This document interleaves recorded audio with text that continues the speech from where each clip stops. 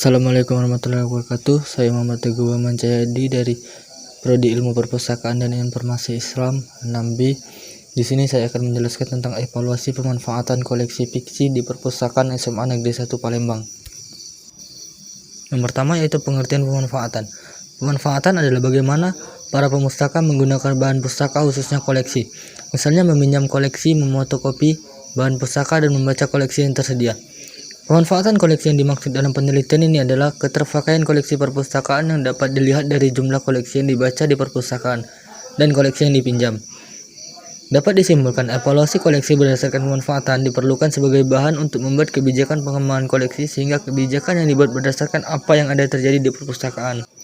Selanjutnya, pengertian evaluasi koleksi. Evaluasi menurut kamus adalah penilaian, sedangkan evaluasi koleksi adalah kegiatan menilai koleksi perpustakaan baik dari segi ketersediaan bagi pengguna maupun pemanfaatan koleksi itu oleh pengguna.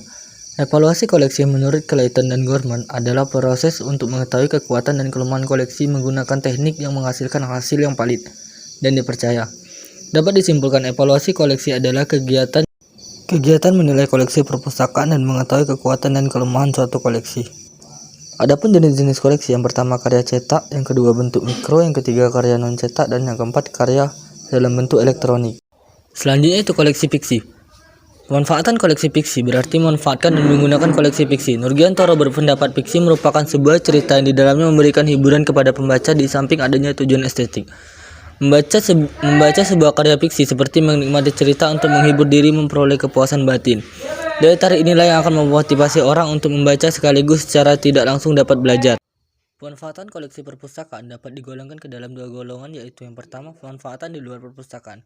Pemanfaatan jenis ini adalah peminjaman koleksi perpustakaan. Koleksi dibawa keluar perpustakaan dan terjadi transaksi peminjaman atau sirkulasi. Yang kedua yaitu pemanfaatan yang ada di dalam perpustakaan. Pemanfaatan koleksi di dalam perpustakaan maksudnya adalah penggunaan koleksi di dalam perpustakaan tanpa terjadi transaksi peminjaman. Pemanfaatan di dalam perpustakaan dianggap penting untuk memenuhi kekurangan yang terdapat pada penelitian data sirkulasi. Pada penelitian ini, para pemakai diminta untuk tidak mengembalikan bahan yang digunakan di perpustakaan kerak.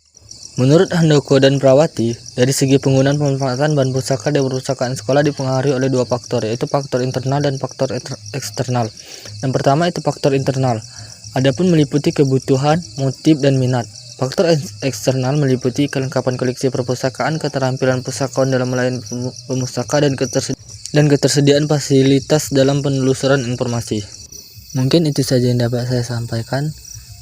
Semoga dapat bermanfaat. Lebih dan kurangnya saya mohon maaf. Saya akhiri dengan ucapan wabillahi taufiq wal hidayah. Wassalamualaikum warahmatullahi wabarakatuh.